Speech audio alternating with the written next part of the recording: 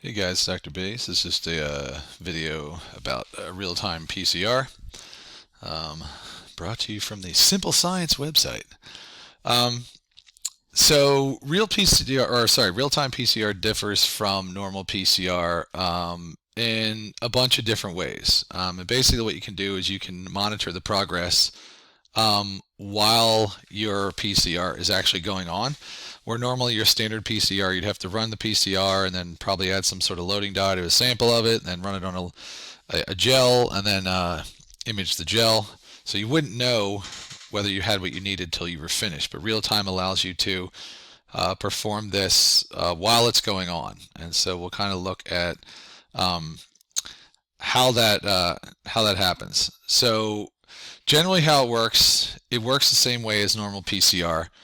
Um, and in normal PCR, obviously, you have your template, you have a master mix, you have polymerase, you have your extra A's and C's and T's and G's, and that's all well and good.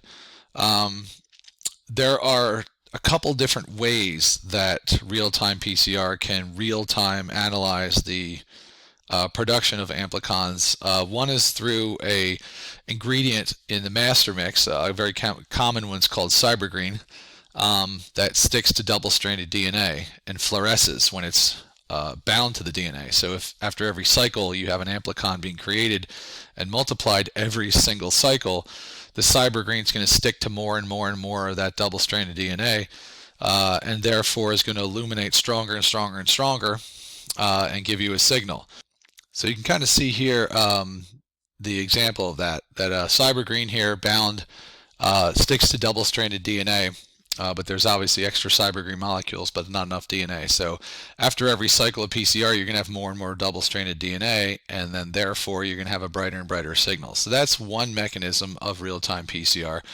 Yet there's another one. This one uses something called probes, and probes are generally oligonucleotides that have a reporter dye on one side that fluoresces and a quencher on the other. And while they are in close proximity, the quencher will absorb the emittance of energy from the reporter, and it will not be detectable by the instrument. That's through the process of FRET.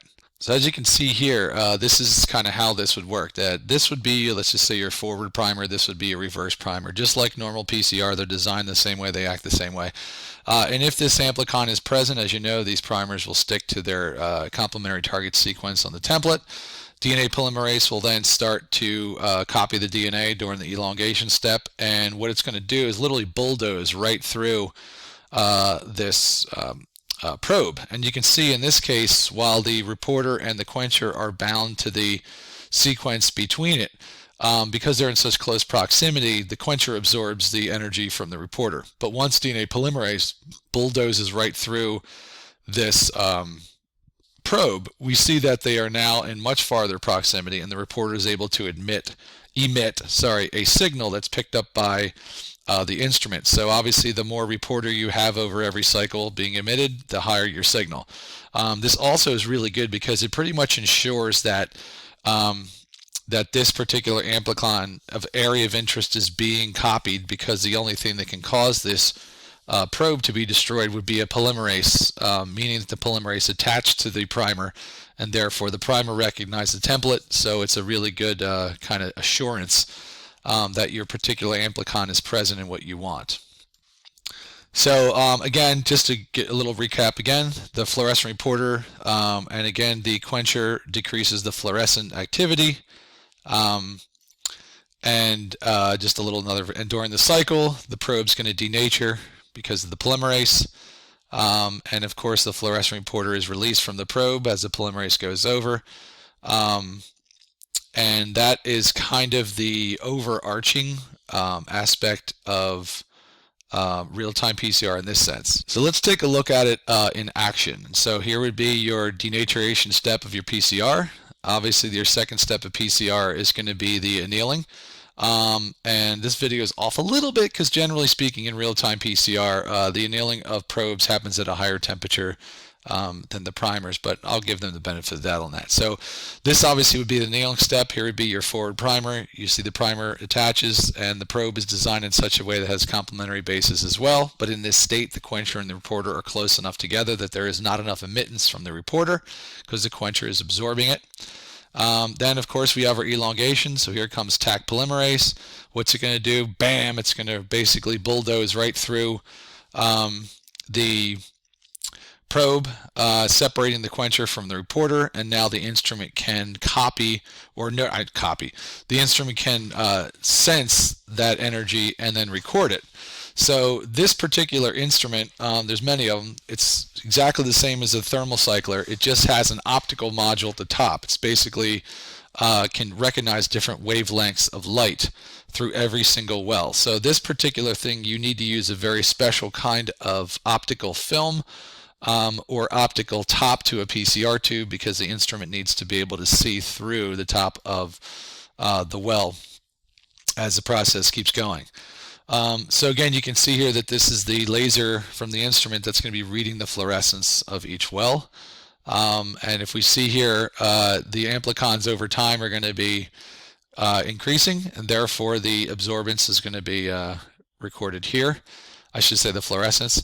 So this is what it looks like. The reason why it looks like this is, as you know, PCR is an exponential process of growth for a period of time. You are doubling the amount of amplicons every time until you get to an area where something runs out, usually the primers or your polymerase runs out, or you don't have enough A's or T's or C's or G's. But this is also more valuable information than regular PCR in another sense. That other sense is that you can also quantify the amount of starting material. So if we take these bands here, we see this first band is the first one to show up. And right around 26 cycles, it seems to be rolling pretty strong.